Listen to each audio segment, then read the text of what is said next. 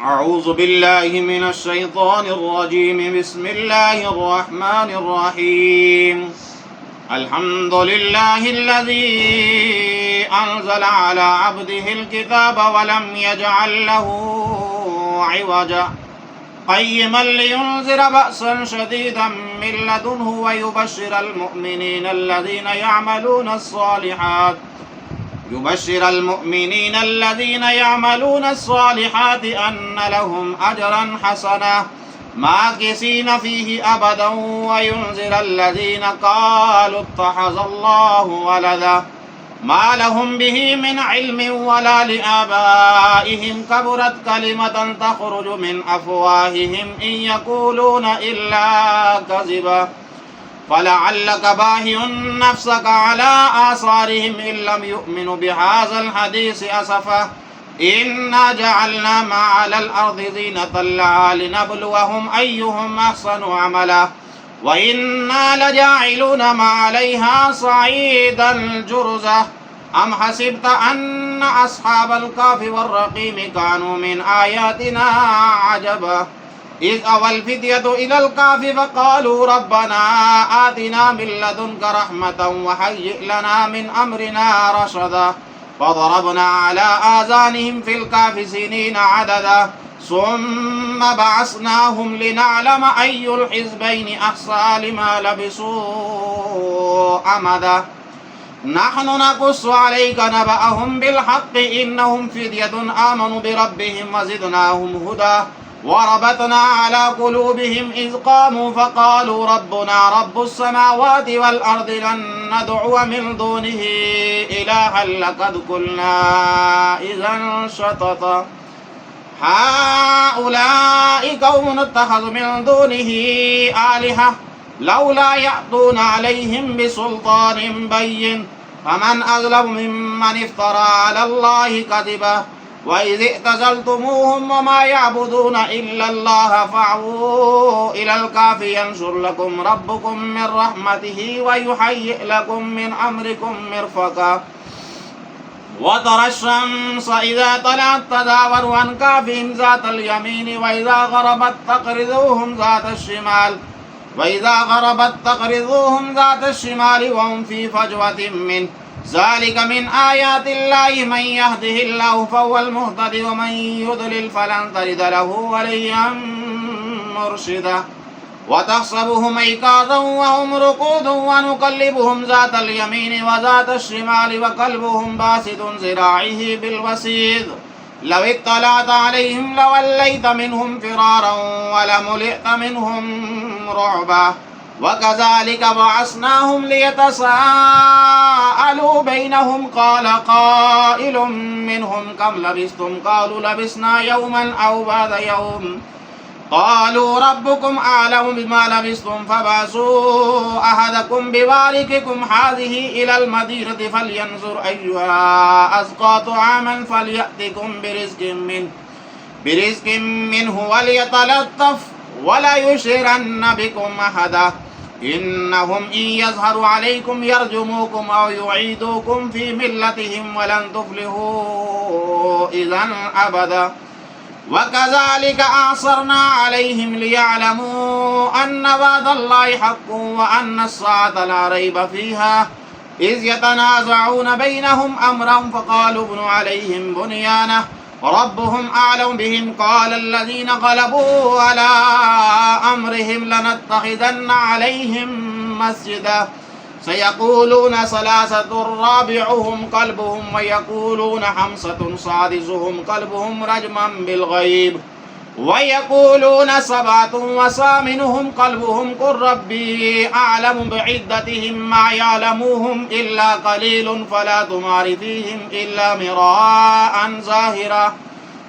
مراء ظاهرا ولا تستفت فيهم منهم أحدا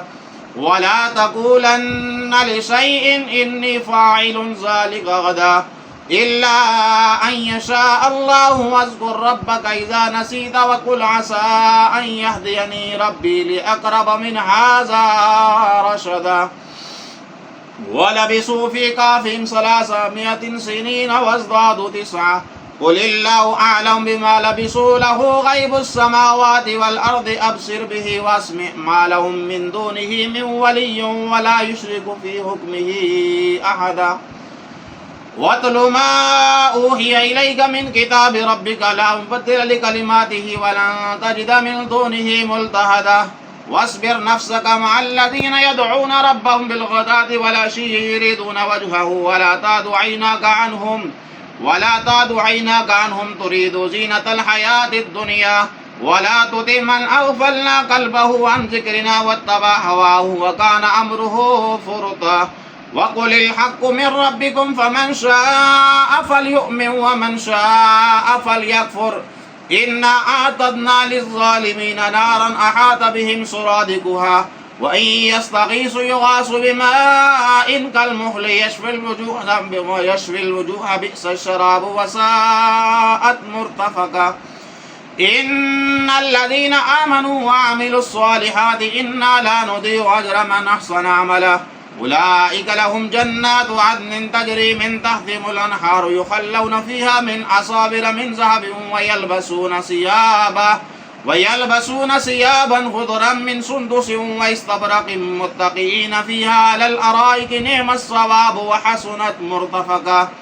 واضرب لهم مثل الرجلين جعلنا لأحدهما جنتين من أعناب وحففناهما بنخل وجعلنا بينهما زرعا كلتا الجنتين آتت أكلها ولم تظلم منه شيئا وفجرنا خلالهما نهارا وكان له ثمر فقال لصاحبه وهو يخابره أنا أكثر منك مالا وأعز نفرا ودخل جنته وهو ظالم لنفسه قال ما أظن أن تبيد هذه أبدا وما أظن الساعة قائمة ولئن رددت إلى ربي لأجدن خيرا منها منقلبا قال له صاحبه وهو يخابره أكفرت بالذي خلقك من تراب ثم من نطفة ثم سواك رجلا لكن هو الله ربي ولا أشرك بربي أحدا ولولا إذ دخلت جنتك قلت ما شاء الله لا قوة إلا بالله إن ترني أنا أقل منك مالا وولدا فعسى ربي أن يؤتيني خيرا من جنتك ويرسل علي حسبانا من السماء فتصبح صعيدا زلقا أو يصبح ماؤها غورا فلن تستطيع له طلبا وأحيط بثمره فأصبح يقلب كفيه على ما أنفق فيها وهي خاوية على عروشها ويقول يا ليتني لم أشرك بربي أحدا ولم تكن له فتنة ينصرونه من دون الله وما كان منتصرا هنالك الولايات لله الحق هو خير صوابا وخير عقبا واضرب لهم مثل الحياة الدنيا كماء إن أنزلناه من السماء فاختلط به نبات الأرض فأصبح هشيما تذروه الرياح وكان الله على كل شيء مقتدرا المال والبنون زينة الحياة الدنيا والباقيات الصالحات خير عند ربك ثوابا وخير أملا ويوم نسير الجبال وترى الأرض بارزة وحشرناهم فلم نغادر منهم أحدا وعرضوا على ربك صفوا لقد جئتمونا كما خلقناكم أول مرة بل زعمتم أن لن نجعل لكم موعدا ووضع الكتاب فترى المجرمين مشفقين مما فيه ويقولون يا ويلتنا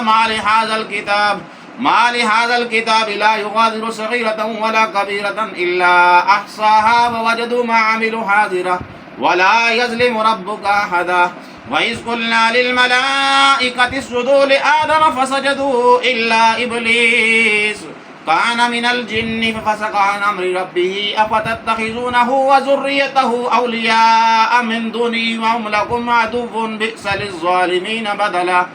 ما أشهدتم خلق السماوات والأرض ولا خلق أنفسهم وما كنتم متخذ المضلين عضدا ويوم يقول نادوا شركائي الذين زعمتم فدعوهم فلم يستجيبوا لهم وجعلنا بينهم موبقا ورأى المجرمون النار فظنوا أنهم مواقعها ولم يردوا عنها مصرفا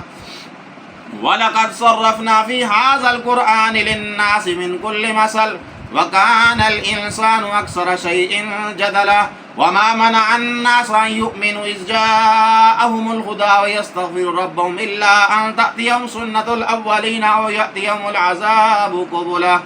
وما نرسل المرسلين إلا مبشرين ومنذرين ويجادل الذين كفروا بالباطل ليدحضوا به الحق واتخذوا آياتي وما أنذروا هزوا ومن أظلم ممن ذكر بآيات ربه فأعرض عنها ونسي ما قدمت يداه إنا جعلنا على قلوبهم أكنة أن يفقهوا وفي آذانهم وقرا وإن تدعوهم إلى الهدى فلن يهتدوا إذا أبدا وربك الغفور ذو الرحمة لو يؤاخذهم بما كسبوا لعجل لهم العذاب بل لهم موعد لن يجدوا من دونه موئلا وتلك القرى أهلكناهم لما ظلموا وجعلنا لمهلكهم موعدا وإذ قال موسى لفتاه لا أبره حتى أبلغ مجمع البحرين أو أمضي حقبا فلما بلغ مجمع بينهما نسي حوتهما فاتخذ سبيله في البحر سربا فلما جاوز قال لفتاه آتنا غداءنا لقد لقينا من سفرنا هذا نصبا قال أرأيت إذ أوينا إلى الصخرة فإني نسيت الحوت وما أنسانيه إلا الشيطان أن أذكره واتخذ سبيله في البحر عجبا قال ذلك ما كنا نبغي فارتد على آثارهما قصصا فوجد عبدا من عبادنا آتيناه رحمة من عندنا وعلمناه من لدنا علما قال له موسى هل أتبعك على أن تعلمني مما علمت رشدا قال إنك لن تستطيع معي صبرا وكيف تصبر على ما لم تحط به خبرا قال استردني إن شاء الله صابرا ولا أعصي لك أمرا قال فإن اتبعتني فلا تسألني عن شيء حتى أحدث لك منه ذكرا فانطلقا حتى إذا ركب في السفينة خرقا قال أخرقت لتغرق أهلها لقد جئت شيئا إمرا قال ألم أقل لك إنك لن تستطيع معي صبرا قال ألم أقل لك إنك لن تستطيع معي صبرا قال لا تؤاخذني بما نسيت ولا ترهقني من أمري يسرا فانطلقا حتى إذا لقي غلاما فقتله قال قتلت نفسا زكية بغير نفس لقد جئت شيئا نكرا قال ألم أقل لك إنك لن تستطيع معي صبرا قال إن سألتك عن شيء بعدها فلا تصاحبني قد بلغت من لدني عذرا فانطلقا حتى إذا أتيا أهل قرية استطعما أهلها فأبوا أن يضيفوهما فوجد فيها جدارا يريد أن ينقض فأقامه قال لو شئت لاتخذت علي أجرا قال هذا فراق بيني وبينك سأنبئك بتأويل ما لم تستطع عليه صبرا أما السفينة فكانت لمساكين يعملون في البحر فأردت أن أعيبها وكان وراءهم ملك يأخذ كل سفينة غصبا وأما الغلام فكان أبواه مؤمنين فخشينا أن يرهقهما طغيانا وكفرا فأردنا أن يبدلهما ربهما خيرا منه زكاة وأقرب رحما وأما الجدار فكان لغلامين يتيمين في المدينة وكان تحته كنز لهما وكان أبوهما صالحا فأراد ربك أن يبلغا أشدهما ويستخرجا كنزهما رحمة من ربك وما فعلته عن أمري ذلك تأويل ما لم تستطع عليه صبرا ويسألونك عن ذي القرنين قل سأتلو عليكم منه ذكرا إنا مكنا له في الأرض وآتيناه من كل شيء سببا فأتبع سببا حتى إذا بلغ مغرب الشمس وجدها تغرب في عين حامية وجد عندها قوما قلنا يا ذا القرنين إما أن تعذب وإما أن تتخذ فيهم حسنا قال أما من ظلم فسوف نعذبه ثم يرد إلى ربي فيعذبه عذابا نكرا وأما من آمن وعمل صالحا فله جزاء الحسنى وسنقول له من أمرنا يسرا ثم أتبع سببا حتى إذا بلغ مطلع الشمس وجدها تتلو على قوم لم نجعل لهم من دونها سترا كذلك وقد أحطنا بما لديهم خبرا ثم أتبع سببا حتى إذا بلغ بين الصدين ولد من دونهما قوما لا يكادون يفقهون قولا قالوا يا ذا القرنين إن يأجوج ومأجوج مفسدون في الأرض فهل نجعل لك حرجا على أن تجعل بيننا وبينهم سدا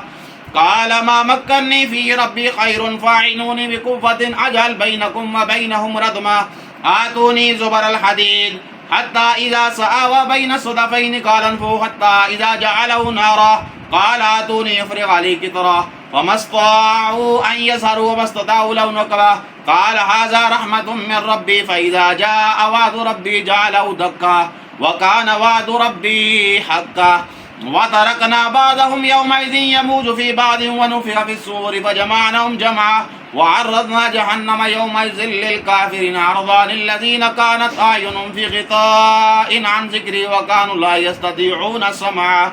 أفحسب الذين كفروا أن يتخذوا عبادي من دوني أولياء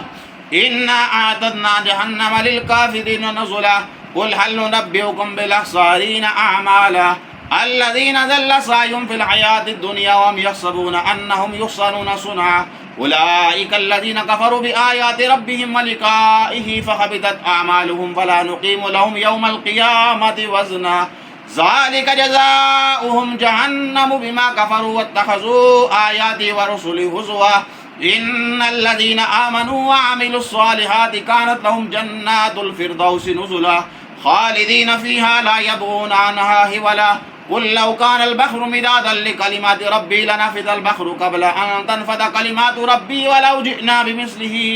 مددا قل إنما أنا بشر مثلكم يوحى إلي أنما إلهكم إله واحد ومن كان يرجو لقاء ربي فليعمل عملا صالحا ولا يشرك بعبادة ربي أحدا آمنت بالله صدق الله العظيم.